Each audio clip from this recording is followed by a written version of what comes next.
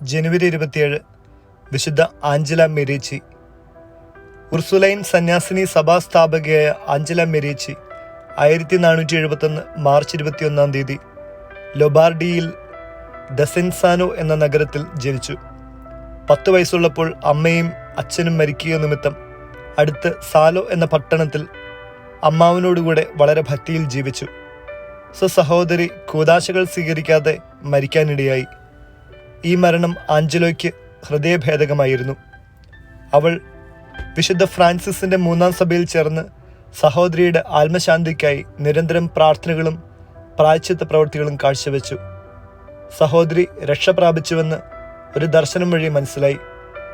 20 വയസ്സുള്ളപ്പോൾ അമ്മാവൻ മരിക്കുകയും ആഞ്ചല പിതൃഭവനത്തിലേക്ക് മടങ്ങുകയും ചെയ്തു. പെൺകുട്ടികൾക്ക് ക്രിസ്തുമത പഠനം അത്യാവശ്യമാണെന്ന് കണ്ട് അവൾ സ്വഭവനം ഒരു പള്ളിക്കൂടമായി മാറ്റി. അടുത്തുള്ള പെൺകുട്ടികളെ വിളിച്ചു വരുത്തി ദിവസം തോറും ക്രിസ്തുമതത്തിന്റെ പ്രാഥമിക പാഠങ്ങൾ പഠിപ്പിച്ചു പോന്നു.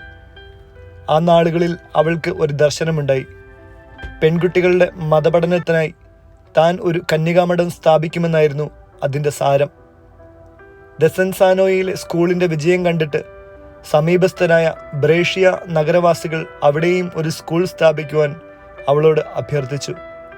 ആഞ്ചല അവരുടെ ആഗ്രഹം നിറവേറ്റി. 1524 ആഞ്ചല വിശുദ്ധ സ്ഥലങ്ങളിലേക്ക് ഒരു തീർത്ഥയാത്ര നടത്തി.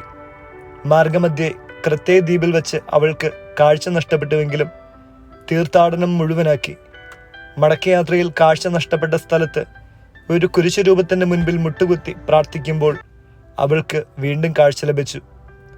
1525 വിശുദ്ധ വത്സരം പ്രമാണിച്ച് ആഞ്ചല റോമിലേക്ക് തീർത്ഥാടനം നടത്തി. അവളുടെ വിശുദ്ധിയെപ്പറ്റി ഇതിനോടകം അറിഞ്ഞിരുന്ന 7-ാം ക്ലെമന്റ് മാർപ്പാപ്പ റോമയിൽ താമസിക്കുവാൻ അവളെ ക്ഷണിച്ചുവെങ്കിലും അവൾ ബ്രേഷ്യയിലേക്ക് തന്നെ മടങ്ങി. 1535 നവംബർ 25 12 കന്യകമാരോടുകൂടി ബ്രേഷ്യയിൽ ഉർസുലൈൻ സഭ സ്ഥാപിച്ചു. 5 കൊല്ലം ശിശുവായ സഭയെ പരിപാലിച്ച് വളർത്തിയ ശേഷം 1540 ജനുവരി 27 ആഞ്ചല നിര്യാതിയായി. 1807 7-ാം പിയൂസ് മാർപ്പാപ്പ അവളെ വിശുദ്ധയെന്ന് നാമകരണം ചെയ്തു.